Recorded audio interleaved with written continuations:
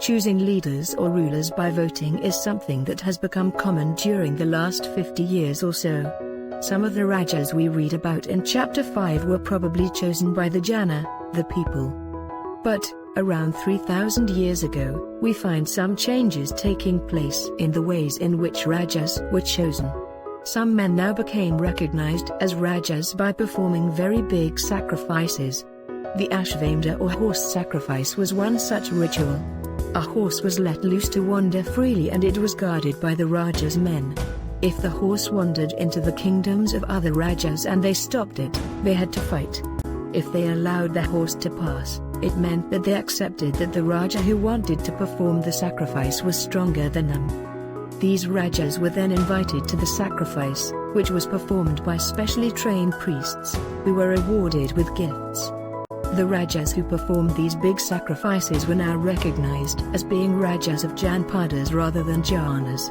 The word Janapada literally means the land where the Jana set its foot and settled down. Some important Janpadas are shown on map 4. Archaeologists have excavated a number of settlements in these Janpadas, such as Pranakila in Delhi, Hastinapur near Meerut, and Atranjagara, near Eta. The last two are in Uttar Pradesh. They found that people lived in huts and kept cattle as well as other animals. They also grew a variety of crops: wheat, barley, rice, pulses, sugarcane, mustard and sesame.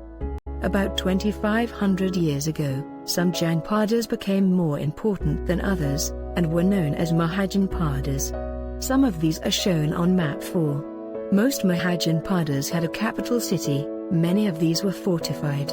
This means that huge walls of wood, brick or stone were built around them. As the rulers of the Mahajanpadas were, A. building huge forts, B. maintaining big armies, they needed more resources. And they needed officials to collect these.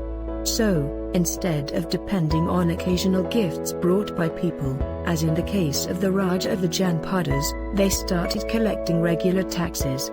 There were two major changes in agriculture around this time. One was the growing use of iron plowshares. This meant that heavy, clayey soil could be turned over better than with a wooden plowshare, so that more grain could be produced. Second, people began transplanting paddy. This meant that instead of scattering seed on the ground, from which plants would sprout, saplings were grown and then planted in the fields. This led to increased production, as many more plants survived.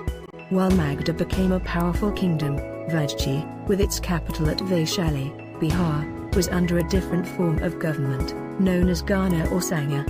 In a Gana or Sangha there were not one, but many rulers.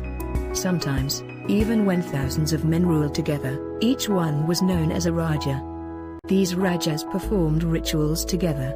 They also met in assemblies, and decided what had to be done and how, through discussion and debate.